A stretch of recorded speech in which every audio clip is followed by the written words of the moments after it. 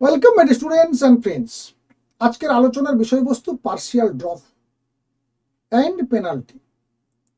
কোথায়, কাদের জন্য, আর এই ব্যাপারে বিস্তারিত তথ্য থাকছে এই ভিডিওতে। খুব বড় ভিডিও না, খুব ছোট্ট ভিডিও। যদি তোমাদের উপকারে আসে অবশ্যই আমি তো খুশি হবই, সেই সঙ্গে তোমরাও বন্ধুদেরকে শেয়ার করতে ভুলবে না। অনেকে তোমরা ইতিপূর্বে বা আজ পর্যন্ত বা এখনো এবছরও অনেকে ভাবনা চিন্তা শুরু করেছো যে যদি আমি মনোমতো কোনো ভালো কলেজে এমবিবিএস না পাই, কিংবা এমবিবিএস কোর্সে পড়ার সুযোগ না পাই, বিডিএস এর সুযোগ পাই, তাহলে এবছর আমি ভর্তি হব, ওই সামনের বছর নিট 2025-এ ভালো রেজাল্ট করে ভালো র্যাঙ্ক করে আমি একটা ভালো কলেজে এমবিবিএস এর জন্য ভর্তি হয়ে যাব। এটা তুমি নাও, তোমার পূর্বে অনেক তোমার যে সিনিয়র দাদারা তারাও এরকম ভেবেছে এবং তারা সফলভাবে তাদের এই চিন্তা ভাবনাটাকে কাজেও লাগিয়েছে। এবছর ইউপি গভর্নমেন্ট একটা নতুন নিয়ম নিয়ে এসছে যে যদি তাদের স্টেটে কোনো ছাত্র নিট পরীক্ষায় কোয়ালিফাই করার পর কাউন্সেলিংয়ে বসার পর যদি এমবিবিএস বা বিডিএস কোর্সে ভর্তি হয়ে যায়, তাহলে কোনোভাবেই তারা আগামী বছর আর কাউন্সেলিংয়ে বসতে পারবে না বা বেটার কলেজের জন্য যেতে পারবে না।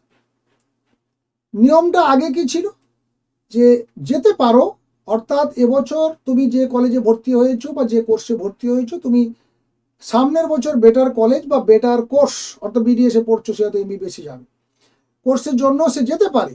সেখানে ইউপি গভর্নমেন্টকে 5 লক্ষ টাকা জরিমানা দিতে হতো, মানে গভর্নমেন্টকে পে করতে হতো ওই স্টুডেন্টের তরফ থেকে। এবং শুধু ইউপিতে নয়, অনেক কলেজ আছে যেখানে যদি প্রাইভেট কলেজ হতো, অন্য স্টেটও হতো, সেখানে এইটা 5 লক্ষ থেকে 40 লক্ষ পর্যন্ত রয়েছে। অনেকে প্রাইভেট কলেজে ভর্তি হয়ে যায়, পরের বছর ভালো রেজাল্ট করে একটা ভালো নাম করা একেবারে র্যাঙ্ক 1, 2, 3 কোনো মেডিকেল কলেজে গিয়ে চান্স পেয়ে গেল, তো স্বাভাবিক কারণ তারা ছেড়ে দিত। সেখানে তারা 25, 30 এমনকি 40 লক্ষ টাকা পর্যন্ত জরিমানা দিতে হতো। কিন্তু ওই পেনাল্টিটা ছিল যে পেনাল্টি দিলে তুমি যেতে পারো। আর ঠিক এখানেই একটা সমস্যা তৈরি হতো যে যখনই একটা কোর্স ছেড়ে তুমি চলে যাচ্ছ বা কোনো কলেজ ছেড়ে চলে যাচ্ছ, সেখানে সিটটা ব্লক হয়ে গেল। টোটাল ওই কোর্সের মেয়াদ যতদিন আছে, ওখানে নতুন করে কোনো ছেলে তো ঢুকতে পারছে না।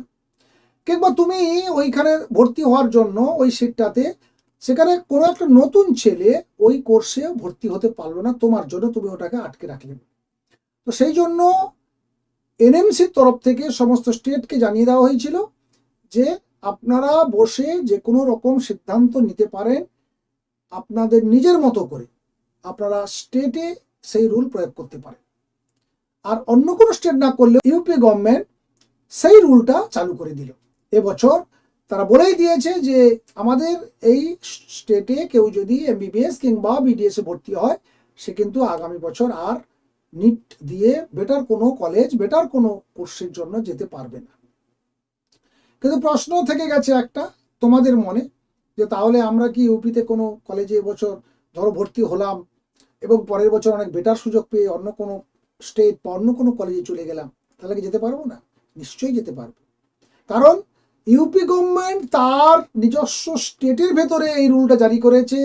তার স্টেটের ভেতরে কোনো কলেজে, কোনো কোর্সে তুমি ভর্তি হওয়ার পর যদি আগামী বছর বেটার কোনো কলেজ, বেটার কোর্স তারই স্টেটে তুমি খুঁজে বেড়াও, তখন তুমি বাধাপ্রাপ্ত হবে, তোমাকে 1 বছরের জন্য ব্যান করা হবে। কিন্তু তুমি যদি অল ইন্ডিয়া কাউন্সিলিংয়ের সুযোগ নিয়ে যদি অন্য কোনো স্টেটে চলে যাও সামনের বছর, তাহলে তো কেউ তোমাকে বাধা দিতে পারছে না। কারণ অন্যান্য স্টেট এখনো পর্যন্ত এই ধরনের চিন্তা ভাবনা শুরু করলেও সেই নিয়মটা এখনো আনেনি।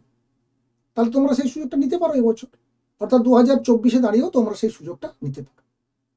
আর শুধুমাত্র এমবিবিএস এবং বিডিএস কোর্সের জন্য বলেছে, কিন্তু বাকি যে বিএসসি কোর্স রয়েছে সেখানে কোনো সমস্যা নেই। সেটার জন্য তুমি যদি এবছর কাউন্সিলিংয়ের পর ইউপিরই কোনো কলেজকে চয়েস করো, তার সেক্ষেত্রেও কোনো সমস্যা নেই। আগামী বছর তুমি চেষ্টা করতে পারো নিট 25-এ এমবিবিএস এর জন্য কিংবা বিডিএস এর জন্য, এবং ভালো কলেজ পেলে তুমি ইউপি স্টেট গভর্নমেন্টই হোক কিংবা অন্য কোনো স্টেট গভর্নমেন্ট হোক কিংবা নিজের স্টেটে তুমি যে কোনো কলেজ চয়েস করতে পারো, সেখানে কোনো সমস্যা নেই। আশা করি তোমাদের এই পার্সিয়াল ড্রপ এবং পেনাল্টির ব্যাপারটা ক্লিয়ার করতে পেরেছি। যদি ক্লিয়ার করতে পারি তাহলে অবশ্যই লাইক করতে ভুলবে না, বন্ধুদেরকে শেয়ার করতে ভুলবে না।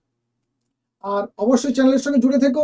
আজকে যেহেতু রেজিস্ট্রেশন শুরু হয়ে গেল, আমার তরফ থেকে শুভকামনা থাকলো, শুভেচ্ছা থাকলো, একটা ভালো কলেজে তোমরা সিট যেন পেয়ে যাও।